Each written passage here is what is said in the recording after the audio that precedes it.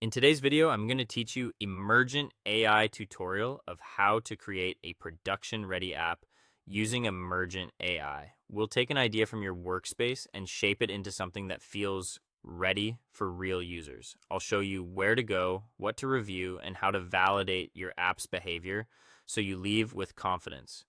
First, head to the Emergent AI-powered app development homepage. This is your command center.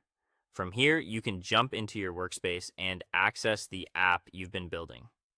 Open the project you created so you can see its pages, actions, and configuration at a glance. A quick orientation now saves time later. Next, spend focused time on the prompt that powers your app. A production-ready experience starts with a solid, unambiguous prompt. Read it slowly and make sure it clearly states the app's purpose, the target users, and the outcomes it should produce. Check that inputs are well defined, outputs are structured, and any constraints like security, tone, or formatting are explicit.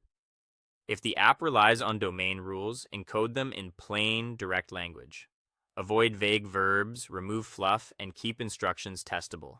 If someone else read your prompt, would they know what done looks like? This is where reliability is won or lost, so refine until it's crisp. Still in the prompt view, scan for edge cases, call out error states, loading states, and empty states in the language itself. Name any assumptions so the system doesn't guess. Keep sensitive details out of the prompt, reference environment variables or connectors, instead of hard coding anything private. When you're satisfied with clarity and coverage, you're ready to validate the behavior. Click Preview to spin up a working view of your web app. Treat this like a user would. Walk through the primary flows end to end, try unexpected inputs, and confirm that copy, layout, and navigation feel cohesive. Resize the window to check responsiveness and watch for any broken states. If something looks off, return to the prompt and tighten the instruction. Small wording changes often fix inconsistent results. Enable highlight to visualize interactive elements and component boundaries. This makes it easier to confirm that buttons, forms, and links are wired correctly, and that focus and accessibility cues appear where they should. It's a quick way to spot misaligned regions or missing handlers before they reach users.